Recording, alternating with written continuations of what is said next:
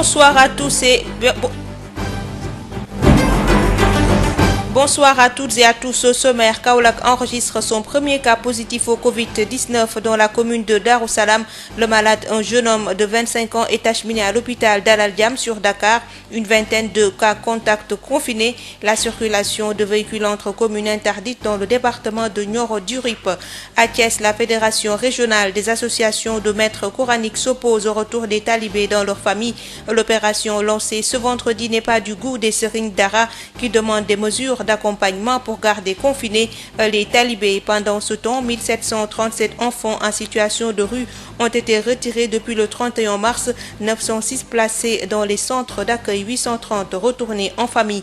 Nous parlerons également des cas de fuite chez des personnes testées positives au coronavirus. Quel est le mobile? Comment expliquer la rébellion face à certaines mesures d'interdiction? Les éclairages du psychosociologue Ousmane Diaye à suivre. Info Santé et le contradictoire complète cette édition mise en onde par Alioune Badara Socé.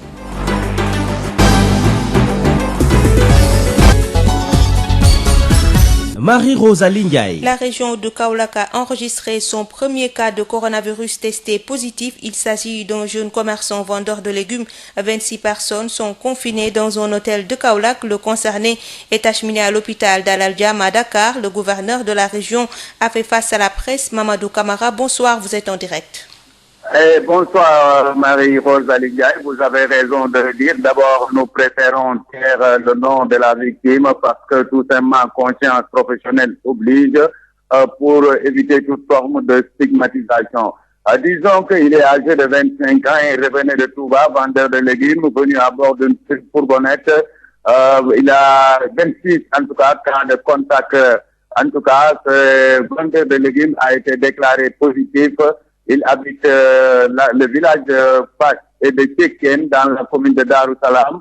C'est avant-hier qu'il est venu bien sûr au marché de Darou-Salam pour vendre dans la commune de Darou-Salam, plus précisément dans le marché de Darou-Salam pour vendre ses légumes. Des prélèvements ont été effectués ce vendredi et il a été déclaré positif et confirmé au Covid-19. Il était en tout cas isolé au centre de santé de Darou-Salam. Pour d'autres informations, il a eu contact avec l'infirmier chef de poste et son adjoint et il sera acheminé à Dalal Diam à Dakar.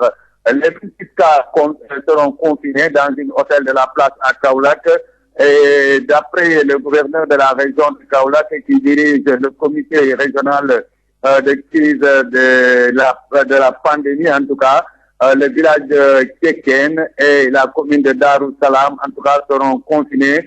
Ce samedi, des prélèvements seront également effectués. Pour la même circonstance, le préfet du département de Dakar, de Nioro, autant pour moi, a interdit la circulation des véhicules, une surveillance stricte au niveau de la frontière et à Kaolack.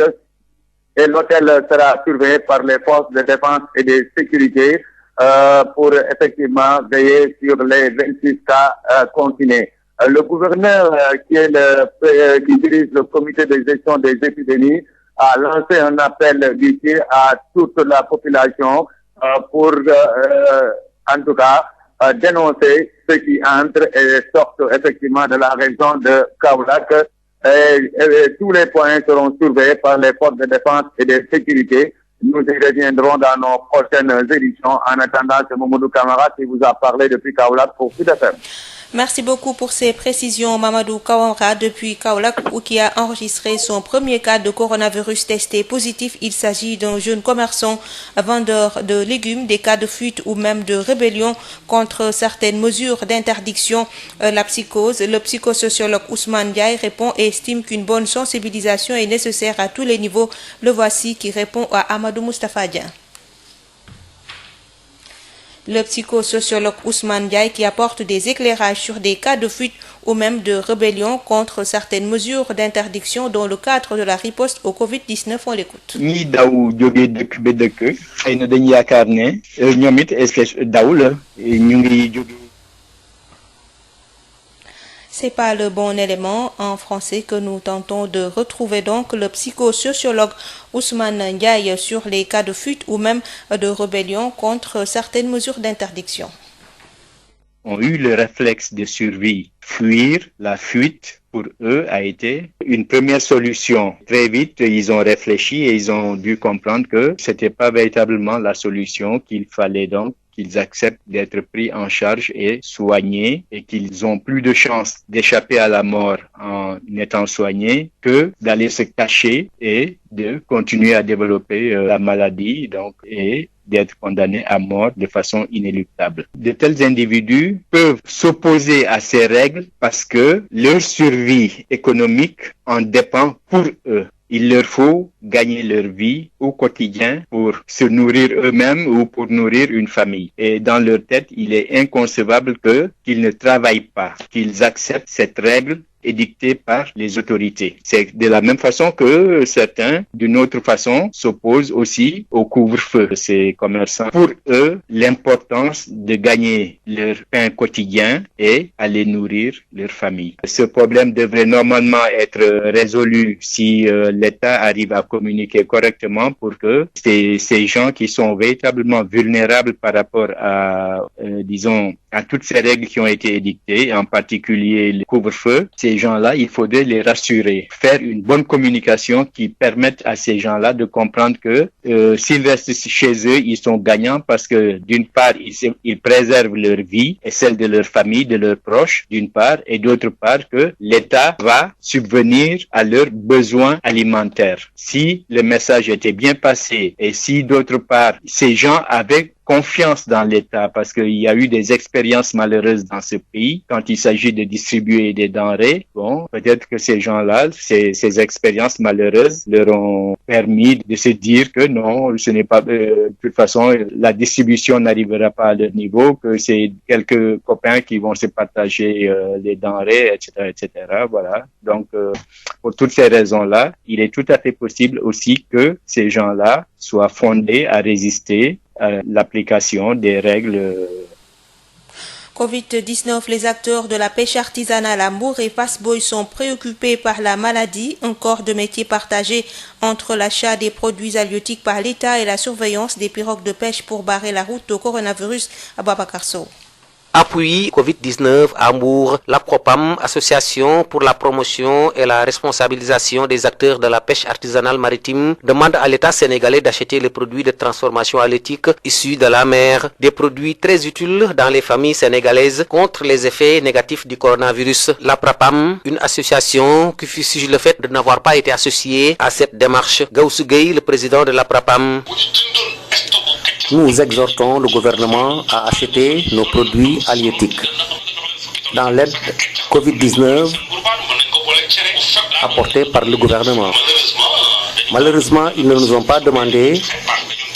Nous lions l'action du gouvernement mais pour booster l'économie au niveau du secteur de la pêche artisanale maritime. Au niveau de Mbour, Joal, Kafountine, on a fermé les frontières et le poisson ne sort plus. Il serait utile de profiter de cette occasion.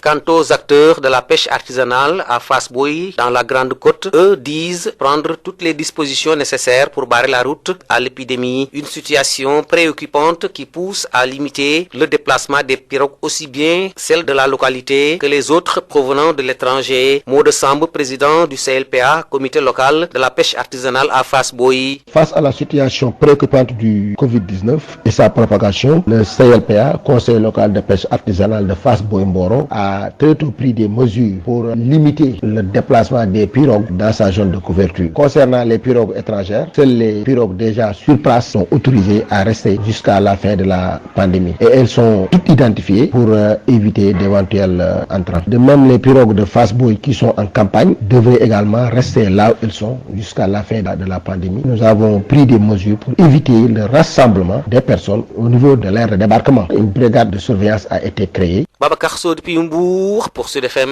Plan d'urgence de protection des enfants dans la lutte contre le Covid-19. Depuis le 31 mars, 1737 enfants ont été retirés de la rue, les 906 placés dans les centres d'accueil et les 246 provenant de la sous-région. Selon le directeur de la promotion des droits et de la protection des enfants, Niorobaye Diouf, la semaine prochaine, plus de 200 enfants issus des régions de l'intérieur du pays seront retournés à leurs familles respectives. Niorobaye Diouf est avec Rapsa Iliman Wane. Aujourd'hui, nous avons établi une planification sur 3 axes. Il s'agit de retirer tous les enfants qui sont en situation de rue, mais auparavant, il s'agit de procéder à l'identification et à l'installation au retour volontaire des daras qui sont candidats. Et ces daras seront accompagnés et les enfants remis à leur famille. Pour la deuxième étape, il s'agit de protéger et de retirer de la rue tous les enfants qui sont en rupture familiale, de les placer au niveau des centres publics et privés et aussi d'entamer une médiation familiale en vue de retourner dans leur famille. Maintenant, pour la troisième étape consistant à retirer l'ensemble des enfants en situation de rue, nous avons démarré depuis le 31 mars. Nous avons retiré 1737 enfants qui sont âgés de 17 ans, dont les 906 sont placés au niveau des centres publics et privés. Il s'agit des centres du ministère de la Justice, des centres d'accueil, les centres du ministère de la Famille, centre Gendi, mais aussi la ville de Dakar a mis gracieusement à notre disposition un nombre de 11 centres socioculturels qui sont entièrement équipés, sans compter les centres du COSAID et du SAMU social qui sont mis à la disposition de la cellule de coordination de veille et de suivi. Parmi ce nombre, il y a 246 enfants provenant de la sous-région. Les 831 enfants sont déjà retournés en famille. Et nous avons planifié pour la semaine prochaine un nombre de plus de 200 enfants qui devront rejoindre les localités. Mais il s'agit principalement des localités de Kaffrine, Kompentoum, Kolda, Kaolack et Louga, y compris Nioro. À l'instant, le directeur de la promotion des droits et de la protection des enfants, Niorobaye Diouf, sur le plan d'urgence de protection des enfants dans la lutte contre le Covid-19. Réplique des maîtres coraniques à peine l'opération Retour des talibés dans leur famille lancée ce vendredi à Thiès. La Fédération régionale des associations des maîtres coraniques de Thiès sonne la riposte et s'oppose à cette mesure sans alternative aucune. Face à la presse, il demande de meilleures conditions pour accompagner le confinement des talibés. Babacar Ndao. L'antenne régionale des associations des maîtres coraniques de Thiès prend le contre-pied de la décision des autorités locales face à ce qu'il qualifie de déportation des talibés. Ousmane Diakhoté est le porte-parole du jour de la Fédération régionale des associations des maîtres coraniques de Thiès. Nous avons notamment des craintes à cause de la fermeture des mosquées. Des enfants amenés dans les centres. Ce qu'ils ont fait, ils ont pris les élèves, les nongadars, ils les ont amenés dans des centres. Il y a des nongadars, au lieu d'apprendre le Coran, ils vont à d'autres activités. Ça, Al-Nissal l'a dit. On donne à un enfant un maillot de Messi, par exemple. On lui demande de jouer au football. Au lieu d'apprendre le Coran, il joue au football. C'est à l'encontre de ce qui devrait se passer. Face à la presse, les maîtres coraniques de Thiès ont exigé de l'État de meilleures conditions pour faciliter le confinement de ces talibés. Nous voulons que l'État nous assiste à travers des vivres, des denrées alimentaires et des produits de première nécessité. Nous signalons que le Covid-19 est une maladie très grave qui peut toucher toutes les catégories de la population. Le retard dans la validation des listes des Serigne Dara éligibles à l'aide alimentaire intrigue Oustaz Malick Diop et ses collègues maîtres coraniques de Thiès. am na benn recensement boo xamante ni def la woon nañu ko fan yi maanaam préfet bi def la woon na ko ki nga xamante ni mooy kilifa mooy président départemental bi mooy Oustaz Ahmed Dame Loum bu Thiès mu nekk liste yoo xamante ni moo ñu ko def la woon waaye def nañ ko dikk booba léegi au contraire sax amuñu ci benn daal réaction boo xamante ni bu ñu satisfaire. liste yooyu lu ko taxoon jóg. liste yooyu li ko taxoon a jóg nag ci liñ ñu ci waxan mooy dafa am ay ndimbal ay aide yoo xamante ni war na jëm ci sëriñ daara yi waaye sax li ñu dëgg daal dalul suñu xel. Les maîtres coraniques de la région de Thiès, membres de la Fédération nationale des associations des maîtres coraniques, dirigée par Moustapha Lo, se disent conscients de la gravité de la pandémie, mais exigent plus de concertation. Babacar Ndaw, Thiès, Sud FM. Sud FM, l'info, c'est ici. Contrat Sénélec Akilé, la CSA vient en appui aux travailleurs de la Sénélec et du syndicat unique des travailleurs démocratiques de l'énergie. La Confédération des syndicats autonomes du Sénégal dénonce une nébuleuse au profit de l'entreprise étrangère Akilé. Son secrétaire général demande à l'État l'audit de ce contrat. Par ailleurs, Eliman Diouf annonce le soutien de son syndicat aux entreprises publiques en difficulté telles que Le Soleil et l'APS. Eliman Diouf est joint par Adam Ndion. Il semble exister beaucoup de zones d'ombre et d'as gardées qui ont été données à Akilé et qui semblent vraiment ne pas aller dans l'intérêt de la société et dans l'intérêt de notre pays. Je pense que c'est à cause de ça que nous, forts de cette déclaration de dénonciation, notre centrale a sorti une déclaration non seulement pour accompagner les organisations de travailleurs qui sont à la Sénélec, qui dénoncent ce contrat, mais par notre statut de centrale, demander à l'État de revoir ce contrat parce que nous pensons que nous sommes dans un pays où nous devons nous battre pour qu'il y ait la transparence dans tous les marchés publics et qu'il y ait des marchés qui rentrent dans le cadre de l'intérêt exclusif de notre pays et pas des intérêts de groupes partisans. Je pense que c'est dans ce sens-là que la CSA soutiendra ce combat et ira avec eux jusqu'à ce que l'État fasse un audit de ce contrat. Quels sont les aspects que les travailleurs pensent qu'elles ne sont pas en faveur de la société et en faveur de notre pays, parce que c'est une société nationale encore une fois, et qu'on puisse revoir ce contrat, à la limite le redimensionner ou en tout cas le casser. Mais je pense que le préalable, en tout cas, c'est l'audit de ce contrat. Nous avons également apprécié la situation très délétère qui prévaut au journal Le Soleil et à l'agence de presse sénégalaise où des camarades travailleurs ont été licenciés dans des conditions quand même qui nous semblent excessives, où nous pensons que le dialogue doit demeurer aujourd'hui dans cette période où la pandémie du Covid-19 sévit dans notre pays. Nous pensons quand même qu'il est indécent qu'on mette à la porte des travailleurs pour des querelles de personnes ou des querelles de bas étage. Au niveau de l'agence de presse sénégalaise, c'est encore beaucoup plus compliqué parce que c'est des responsables syndicaux qui sont restés sans salaire depuis des mois. Nous dénonçons cet état de fait parce que ces travailleurs qui étaient au front quand l'agence de presse avait des difficultés, c'est eux aujourd'hui, quand l'agence a eu des appuis de l'État, sont aujourd'hui sanctionnés pour leur activité syndicale. À Saint-Louis, l'association de soutien et de coordination des activités islamiques ASCAI appelle tous les fidèles musulmans du Sénégal au culte de la solidarité en ce mois béni de Ramadan. Ses membres évoquent le contexte actuel de la pandémie de Covid-19 qui a affecté nombre de ménages et envoyé au chômage plus d'un. L'ASCAI réitère toutefois son invite aux populations par rapport au respect des mesures barrières. Mohamedou Alioune, secrétaire général de l'association, au micro de Yves Tendeng. Notre président, Seigne Abdallah Sall Ibn Abbas Sall, comme chaque année, à la veille du mois sacré du Ramadan, a l'habitude de distribuer, entre guillemets, le ndogu à l'ensemble des cellules de l'ASCAI. Bien que ces mois que nous avons, qui viennent d'être s'écouler, c'était des mois très difficiles, vu le coronavirus qui est encore là, qui sévit d'une façon dont on ne sait où. Seigne Abdallah Sall invite tous les musulmans du Sénégal, la population, au culte de la solidarité. Beaucoup de personnes ne peuvent plus sortir de leur maison. Les tâcherons, ceux qui vendent dans la rue. Donc, c'est le mois et l'occasion, cette seule occasion pour les musulmans de se montrer solidaires. Parce que durant ce mois, toutes les actions, les bonnes actions sont multipliées en bienfait par le Seigneur Allah Tabaraka wa Ta'ala Azza wa Jalla. Et durant le mois de Ramadan, toutes les cellules de l'ASCAI préparent le ndogu pour les talibés, c'est-à-dire que les talibés qui sont dans les daras. Et jusqu'à présent, Seigne Abdallah Sall est en train de le faire. Nous invitons la population sénégalaise à respecter aussi scrupuleusement les règles établies par le ministère de la Santé. Parce que la religion musulmane nous recommande d'être propre. Tu sais que quand on parle de piété, la piété est divisée en deux parties égales. La première partie, c'est la propreté. La deuxième partie, c'est la vénération d'Allah. Quand on dit propreté, la propreté corporelle, la propreté de l'environnement et de tout.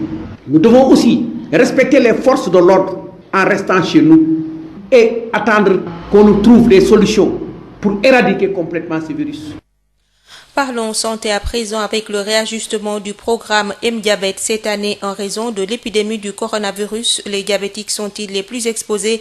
Quelle est la conduite à tenir durant le mois de Ramadan? M-Diabète répond et rappelle les consignes des Hadi Diop.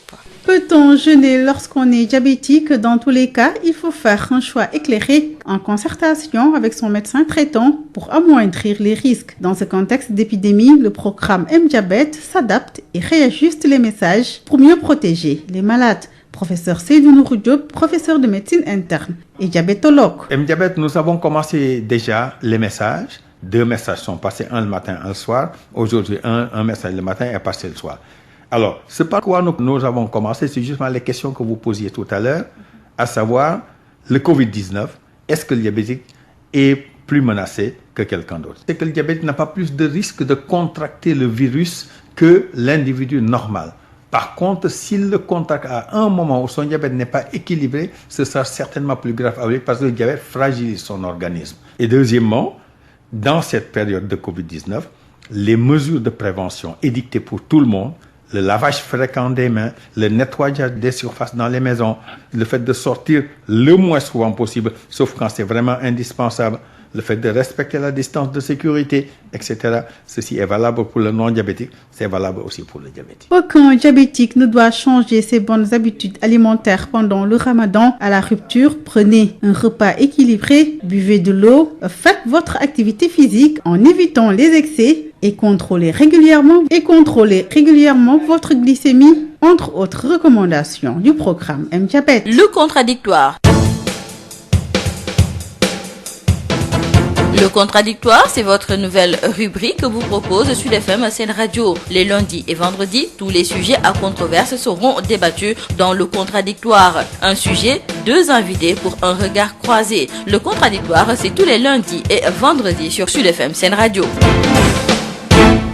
Covid-19, la courbe de l'épidémie monte en flèche au Sénégal. Le nombre de cas au quotidien avoisine désormais la trentaine, mais c'était prévisible, expliquent les autorités sanitaires qui jugent les mesures prises efficaces et écartent encore le dépistage massif. Dr Ousmane Gueye est le directeur du SNEPS. Il est notre premier invité. Il répond à Isseignan. Docteur Ousmane Gueye, bonjour. Bonjour. Vous êtes le directeur du Service national de l'éducation et de l'information pour la santé, une structure du ministère de la Santé et de l'Action sociale. Aujourd'hui, la courbe de l'épidémie du Covid-19 monte en flèche. Était-ce prévisible et qu'est-ce qui l'explique? Oui, je crois bien que, en fait, depuis le début de la pandémie, les techniciens du ministère de la Santé n'ont cessé de dire que effectivement, il faut pas qu'on s'inquiète ou bien il faut pas s'alarmer si on voit la courbe monter. En fait, dans un premier temps, on était dans une dynamique de cas importés, de cas contacts. Donc ça, c'était très facile à cerner. Mais depuis le 2 dernier, je pense bien qu'on a eu notre transmission communautaire. Et quand on parle de transmission communautaire, il s'agit effectivement d'une infection sans source connue. Si on parle d'infection sans source connue, ça veut dire que la personne qui a contracté l'infection, on ne peut pas faire de lien épidémiologique, mais aussi probablement il a dû infecter beaucoup de personnes. C'est des hypothèses qu'il faut retenir. Nous souhaitons souvent, ou bien parfois on essaye de se comparer aux populations occidentale. La famille occidentale est très différente de nos familles. Vous avez même remarqué le premier cas qu'on a eu à dépister au Sénégal n'a contaminé pratiquement personne. Et en Europe, la contamination se fait peut-être sur une personne contamine 2 à 3 personnes. Ici, c'est le contraire.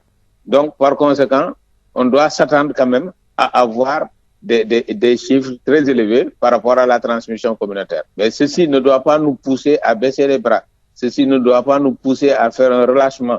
Ce qui est important aujourd'hui, c'est vraiment continuer à observer les gestes barrières, à respecter les mesures administratives. Docteur Ousmane Gueye, la maladie progresse. Est-ce que les mesures prises l'ont été tardivement ou ce sont les citoyens qui ne respectent pas les consignes sanitaires? Vous savez, j'aime toujours donner l'exemple du Canada qui, à un certain moment, ont même dit que la distanciation sociale doit faire force de loi. Le port de masque doit faire force de loi, avec des contraventions qu'on donne. Je pense qu'on doit s'appuyer sur ces mesures pareilles. Aujourd'hui, c'est vrai, on a pris énormément de mesures, pas beaucoup de mesures même, je dirais, mais des mesures essentielles. Et maintenant, ce qui reste, c'est l'application effective de ces mesures. Mais c'est fort heureux que ces 48 dernières heures-là, nous avons remarqué avec vraiment le port de masque, tout le monde quand même s'est engagé à porter le masque. Ça, c'est à saluer, c'est à féliciter. Mais également, il ne faut pas que le port de masque nous fasse oublier effectivement les autres mesures, surtout la distanciation sociale. Elle est fondamentale. Même si on porte un masque, on doit observer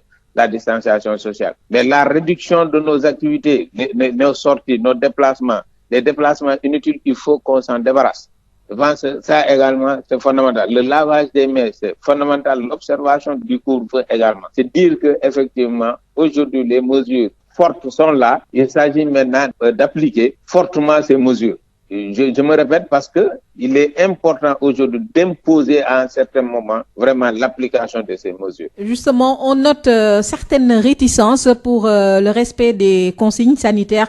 Est-ce que la stratégie de lutte va éventuellement changer? On parle notamment des tests massifs ou encore même du confinement. Est-ce envisageable? Vous savez, pour le moment, au ministère de la Santé, le test massif ne fait pas partie de sa stratégie. Et c'est simple à comprendre. Parce qu'un test massif, quand on le dit, quelqu'un disait que c'est une cartographie ponctuelle. C'est-à-dire, aujourd'hui, on fait un test massif. Et on a, par exemple, on teste 1000 personnes. Et 1000 personnes, les 990, par exemple, sont négatifs. Mais dans 2 jours, ils peuvent être positifs. Ça également, il faudra prendre cet aspect-là. Je pense aujourd'hui, la stratégie que nous faisons est une bonne stratégie, c'est-à-dire continuer à suivre le contact, continuer à dépister ceux qui se signalent, mais également y associer ce qu'on appelle les tests aléatoires et la recherche dans les archives également. Il ne faut pas écarter le traquage de contacts, comme Monsieur le ministre de la Santé et de l'Action sociale l'avait signalé. Il faudrait tout simplement qu'il y ait un encadrement juridique et que l'autorisation soit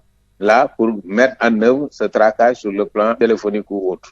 Je pense que ça c'est important, mais pour le moment, le dépistage massif vraiment ne fait pas partie de notre stratégie. Docteur Ousmane Gueye, je vous remercie. Je rappelle que vous êtes le directeur du SNEPS. Le professeur Massamba Diouf est notre second invité, enseignant-chercheur à la faculté de médecine. Il évalue la stratégie et insiste sur l'importance du dépistage massif qui a déjà donné des résultats dans plusieurs pays. Le professeur Massamba Diouf est avec Issegnon. Professeur Massamba Diouf, bonjour. Bonjour Issa. Vous êtes enseignant-chercheur à la faculté de médecine. On voit que la courbe de la pandémie du Covid-19 progresse. Quelle analyse?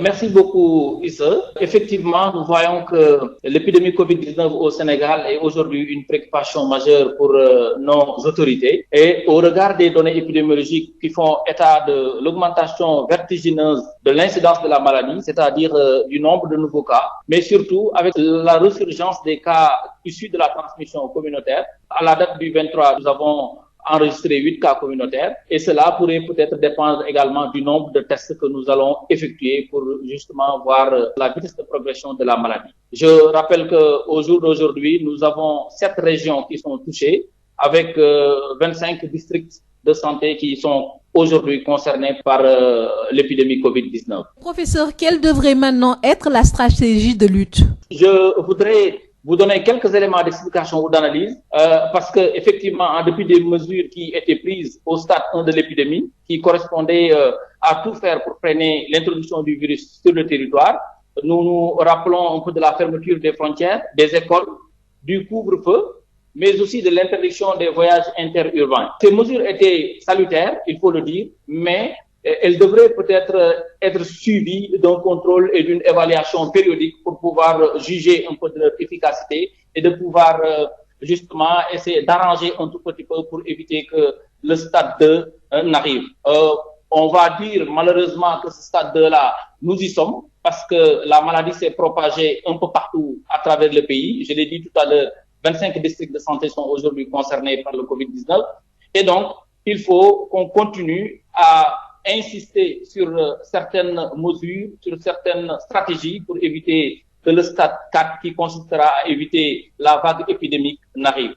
Alors, les perspectives ou les solutions que nous envisageons, comme vous le dites, c'est de renforcer davantage les mesures barrières. Les mesures barrières, récemment, le président ou le ministre de l'Intérieur a sorti un arrêté pour rendre obligatoire le port de masque. Il faudrait que, effectivement, cette mesure soit accompagnée et qu'on puisse observer, disons, une rigueur dans le port de ces masques-là au niveau de la communauté. Mais également insister sur les gestes barrières.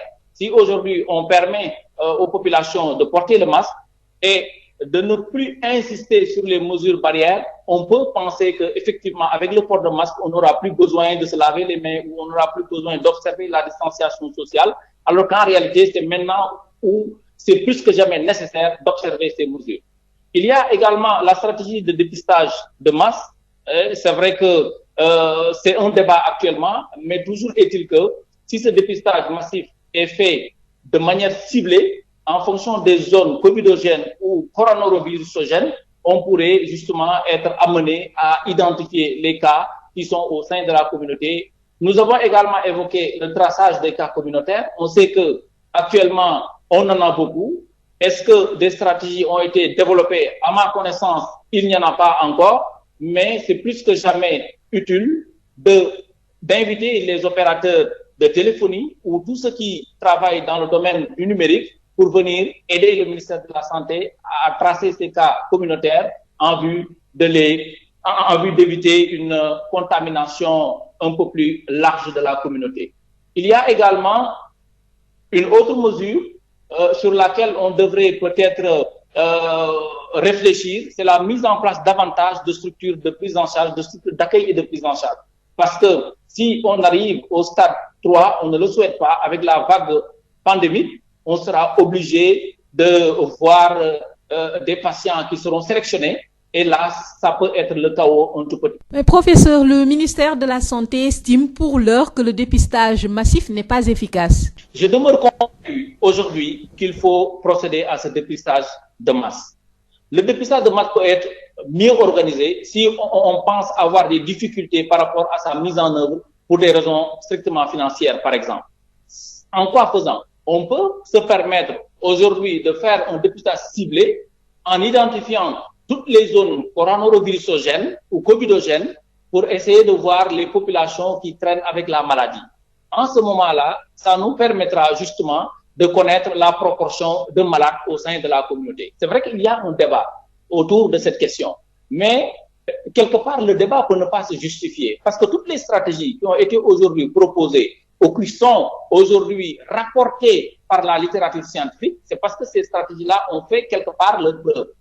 Si on parle de dépistage massif, c'est parce qu'on sait des pays comme le Vietnam, des pays comme la Corée du Sud, des pays comme la Chine, épicentre même de la maladie Covid-19, ont eu à effectuer ces dépistages de masse pour circonscrire davantage l'épidémie au sein de leur territoire. Voilà, professeur Massamba Diouf, je vous remercie. Merci beaucoup. Place à présent au journal de la santé avec Ndeye Hadi Diop. Lorsque les autres visent Dakar, nous allons plus loin. Sud FM vous installe au cœur du Sénégal.